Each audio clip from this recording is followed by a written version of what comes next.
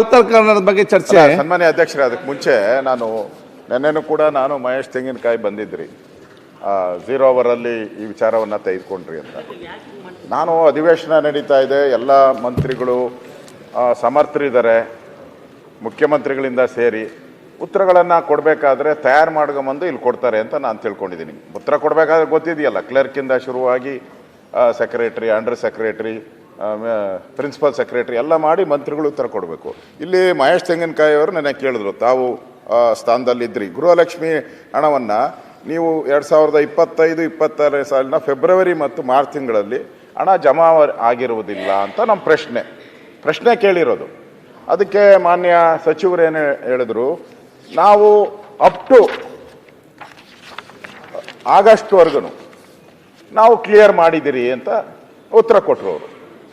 ಅವರು ಬಿಡದೆ ಮತ್ತೆ ಕೇಳಿದ್ರು, ಇಲ್ಲ ನೀವು ಕೊಟ್ಟಿಲ್ಲ ಫೆಬ್ರವರಿದಲ್ಲಿ. ನಾನು ಹೇಳ್ತಾ ಇದ್ದೀನಿ, ಅವರು ಹೇಳಿರೋದನ್ನ ಬೇಕಾದ್ರೆ ಹೇಳ್ತೀನಿ, ಇಲ್ಲಿಯವರೆಗೂ ಎಂದಿನಂತೆ ಯೋಜನೆ ಪ್ರಾರಂಭ ಅಂದಿನಿಂದ ಗೃಹಲಕ್ಷ್ಮಿ ಫಲಾನುಭವಿಗಳಿಗೆ ಸುಮಾರು 540 ಕೋಟಿ ಕೊಟ್ಟಿದ್ದೀರಿ. ಮತ್ತು ಇಲ್ಲಿವರೆಗೂ ಕೂಡ ಅವರು ಒಂದೇ ನಿಮಿಷ ಹೇಳ್ಬಿಡ್ತೀನಿ, ಅವರು ಹೇಳಿರೋದು ಶ್ರೀಮತಿ ಲಕ್ಷ್ಮೀ ಹೆಬ್ಬಾಳ್ಕರ್, ಮಾನ್ಯ ಅಧ್ಯಕ್ಷರೇ, ಈ ಸಾಲಿನಲ್ಲಿ ಆಗಸ್ಟ್ ಮಾಹೆಯವರೆಗೂ ಕ್ಲಿಯರ್ ಮಾಡಿದ್ದೇವೆ.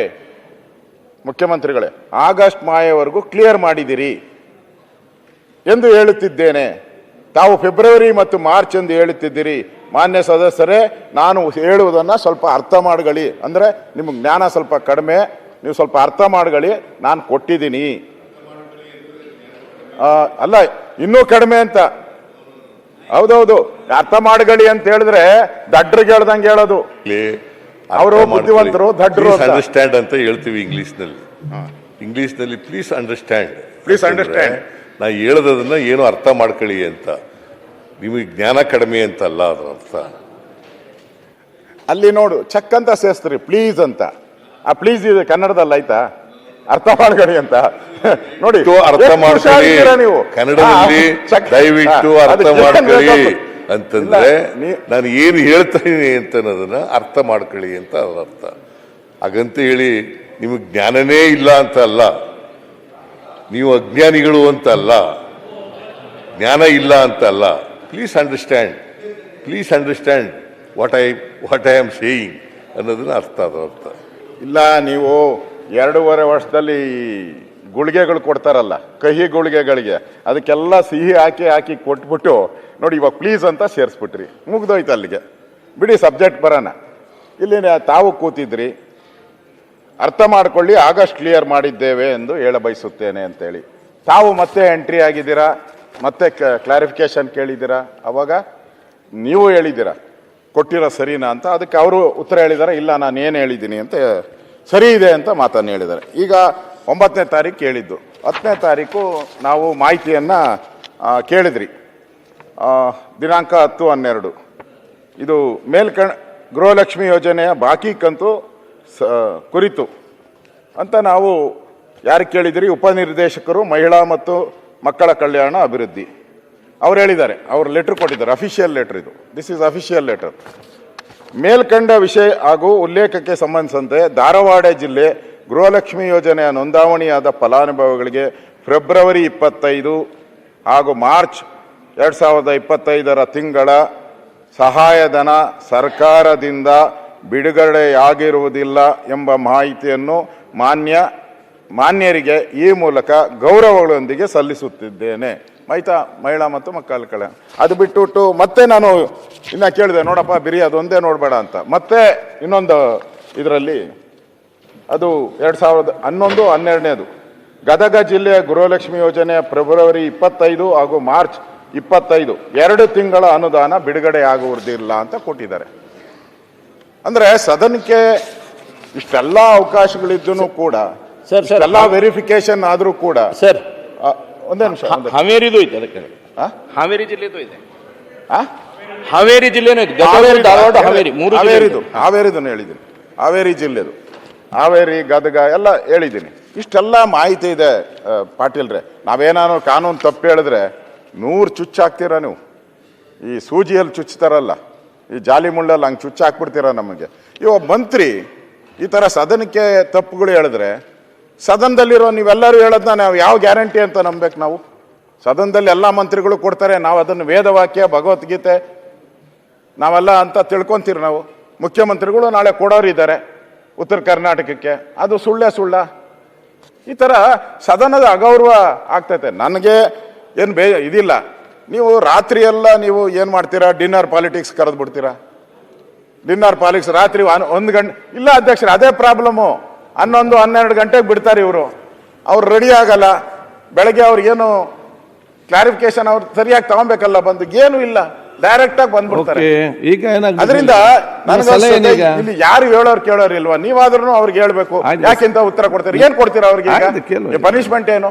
ನಾವೇನ ಕುಚ್ಚುತ್ತೀವಿ ಮೊನ್ನೆ ಮಾಡಿದ್ರೆ ಏನಪ್ಪಾ ಸರ್ಕಾರದ ಮಂತ್ರಿ ಮೇಲೆ ಮಾಡ್ತೀರಾ ಅಂತೀರಾ. ಇಲ್ಲಿ ನನಗೆ ಹೇಳೋದು, ಇವ್ರು ಯಾಕೋ ನನಗನ್ಸೋದು ಈ ಸರ್ಕಾರದಲ್ಲಿ ಯಾಕೋ ಗೊಂದಲ ಇದ್ದಂಗೆ ಕಾಣ್ತೈತೆ. ಅದರಿಂದ ನಾನು ಮುಖ್ಯಮಂತ್ರಿಗೆ ಹೇಳೋದು, ಈ ನೈಟ್ ಡಿನ್ನರ್ಗಳನ್ನೆಲ್ಲ ಸ್ವಲ್ಪ ನೀವು ಅಟ್ಲೀಸ್ಟ್ ಇನ್ನೊಂದು 10 ದಿನ ಕಟ್ ಮಾಡಿಬಿಡಿ. ನಮ್ಮ ಪರಮೇಶ್ವರ್ ಅವರು ಹೋಮ್ ಮಿನಿಸ್ಟರ್, ಅವರಾದರೂ ಪೊಲೀಸ್ ಬಂದೋಬಸ್ತ್ ಮಾಡೋದು ಬೀಗ ಹಾಕ್ಸ್ಬಿಡಿ ಡಿನ್ನರ್ಗಳಿಗೆಲ್ಲ, ಸದನ ಸರಿಯಾಗಿ ನಡೀತದೆ. ಇವರೆಲ್ಲ ಹೋಗೋದು ನಾನು ನೋಡಿದೆ, ನಮ್ಮ ಪಕ್ಕದ ರೂಮು ಕೇಳಿದೆ ಏನಪ್ಪ ಅಂತ, ಹೆಸರು ಹೇಳೋದು ಬೇಡ, ರಾತ್ರಿ ಇಲ್ಲಣೋ ನಾನು ಎರಡೂ ತಪ್ಪಿಸ್ಬೇಕು, ಅಲ್ಲಿ ಓದಂಗೂ ನೀವ್ಯಾಕೆ ಅವ್ರಿಗೆ ಬೆಂಬಲ ಮಾಡಿ? ಯಾರಿಗಿಲ್ಲ, ನನಗೆ ಸದನ ಮುಂದೆ ನಡಬೇಕು, ಇಲ್ಲೇ ಚರ್ಚೆ ಮಾಡಿ ಕೂತ್ಕೊಂಡ್ರೆ ಹೇಗೆ? 2 ಗಂಟೆಗೆ ಮುಗಿಸ್ಬೇಕು, ಉತ್ತರ ಕನ್ನಡ ಬಗ್ಗೆ ಮಾತಾಡಿದ್ರೆ ಮಂತ್ರಿ ಆಗ್ಬೇಕು ಅಂತ ವಿಚಾರವಿಲ್ಲ. ನನಗೆ ಸದನವನ್ನು ಈ ಖಂಡಿತವಾಗಿಯೂ ಇಲ್ಲ. ನನಗೆ ನೀವು ರೇಸ್ ಮಾಡಿ ಅವಕಾಶ ಮಾಡಿ ಕೊಟ್ಟಿದ್ದೇನೆ, ತಮ್ಮ ಸಲಹೆ ಸೂಚನೆ ಹೇಳಿದ್ದಾರೆ. ಈಗ ಏನ್ ನಾವೇನ್ ಮಾಡ್ತಾ ಇಲ್ಲ ಸರ್. ಅಶೋಕ್ ಸರ್, ಆದ್ರೆ ಇಲ್ಲಿ ನಾನು ಮೊದಲೇ ಹೇಳಿದ್ನಲ್ಲ, ಇಲ್ಲಿ ನಡೆಯುವಂತ ಚರ್ಚೆಗೆ ಉತ್ತರ ಕೊಡ್ತಾರಲ್ಲ, ಅದಕ್ಕೆ ಅಥೆಂಟಿ ಬೇಕು. ಅದೇ ಇಲ್ಲ ಅಂದ್ಮೇಲೆ ಈ ಸದನಕ್ಕೆ ಏನ್ ಬರ್ಬೇಕು ನಾವು? ಚರ್ಚೆ ಏನಕ್ಕಾಗಬೇಕು? ತಪ್ಪಲ್ವಾ? ಈ ತರ ಯಾಕೆ ಕೊಡ್ತೀರಾ ನಾವು? ನಿಮ್ದೇನಾದ್ರು ಸಮಸ್ಯೆ ಇದ್ರೆ ಇದು ಮಾಡಿದಳಿ ಮುಖ್ಯಮಂತ್ರಿಗಳು, ನಾನು ಕೇಳ್ತೀನಿ. ಗ್ಯಾರಂಟಿ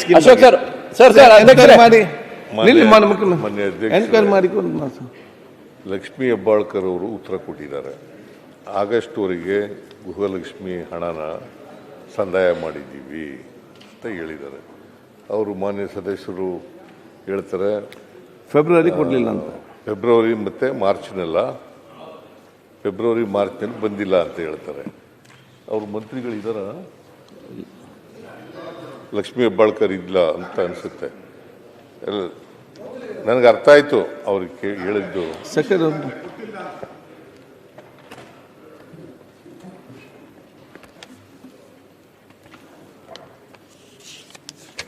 ಫೆಬ್ರವರಿ ಮಾರ್ಚ್ನಲ್ಲಿ ಕೊಟ್ಟಿಲ್ಲ ಅಂತ ಹೇಳ್ತಾರೆ.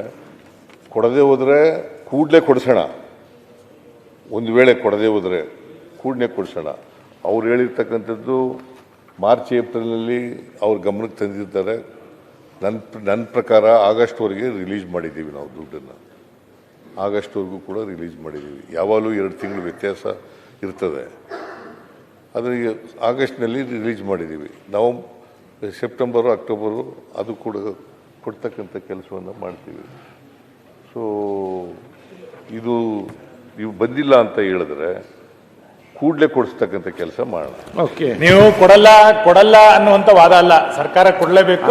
ಒಂದು ನಿಮಿಷ ಸರ್, ಕೊಡಲ್ಲ ಅಂತಲ್ಲ, ಸದನದಕ್ಕೆ ಸುಳ್ಳು ಹೇಳಿದ್ರಿಂದ ಸದನಕ್ಕೆ ಇದು ಹಕ್ಕುಚ್ಯುತಿ ಆಗಿದೆಯಾ ಅಥವಾ ಸದನಕ್ಕೆ ಅಗೌರವ ತೋರಿಸಿದಿರಾ ಅಂತ ಹೇಳಿ.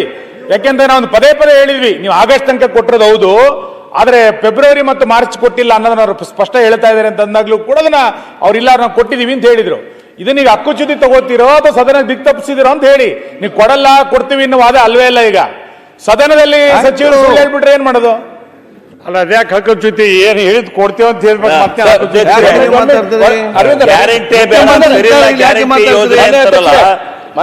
ಇಷ್ಟೊಂದು ಚಿಂತನೆ ಒಂದು 2 ತಿಂಗಳು ಹೆಚ್ಚು ಕಮ್ಮಿ ಕೊಡ್ತಾರೆ ಅಧ್ಯಕ್ಷರೇ.